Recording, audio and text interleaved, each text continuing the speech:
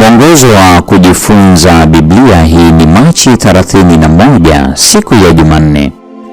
Mada leo inasema upendo wa milele. Baada ya kuonyesha hali yetu ya kutojali, Yesu anatuambia kwamba hili ni jambo ambalo yapasa kulishinda.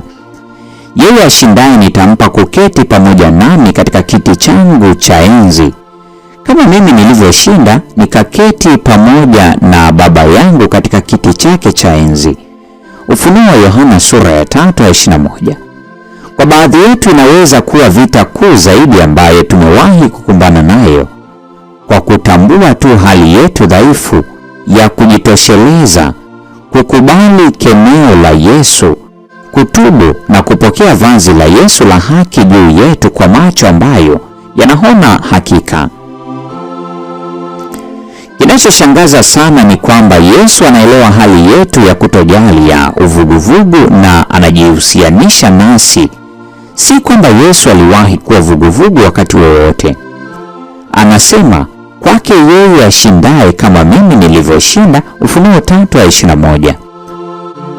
Kwa sababu Yesu alikufa ili kutuokoa, ameshinda dhambi na adhabu yake. Yeye anaelewa vita vya dhambi ambavyo tunakabiliana navyo na ameahidi kutusaidia. Watu wengi kwenye Biblia waliitikia mwaliko wa Mungu wa kuwa kwenye uhusiano wa agano pamoja na yeye. Hizi ndizo simulizi au mada kuu ya Biblia mzima. Tunapowatazama baadhi ya watu hawa, tunaweza kuona kwamba Mungu alishirikiana nao kwa njia tofauti kwa nyakati tofauti. Simulizi hizi zinatufundisha nini kuhusu jinsi Mungu anavyoshughulika na watu katika hali mbalimbali? Simulizi ya kwanza ni Mwanzo 2:7 na Mwanzo 3:8 hadi 10. Simulizi ya pili Mwanzo 5:24. Simulizi ya tatu Mwanzo 6:13. Simulizi ya 4 Mwanzo 12:1 hadi 4. Simulizi ya tano ni katika Kutoka sura ya 34:29. Iwe Mungu alitembea kimwili au uhalisi na watoto wake, au kama alizungumza nao tu, ukweli ni kwamba daima ametamani kuwa karibu na wanadamu. Haidhuru uhusiano wako na Mungu uwe vipi leo, Mungu anatamani kuwa karibu nawe. Tunaweza kusoma kuhusu wazo hili katika Yeremia 31:3 na 4 hapa chini.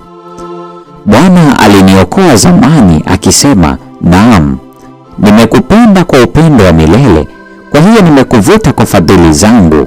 Mara ya pili nitakujenga nawe utajengwa.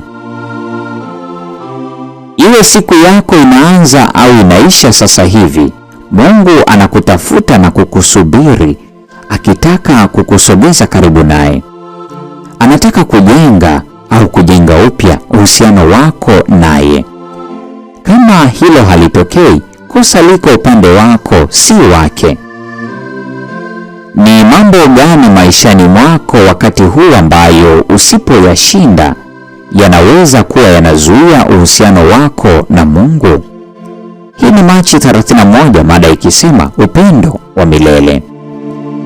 Na kwa nukta hiyo ndio tunakuwa tumefikia tamati ya tafakari ya mada hii siku ya leo.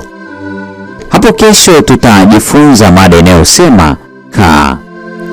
Mungu atubariki sote na nikutakie tafakari njema na wakati mwema.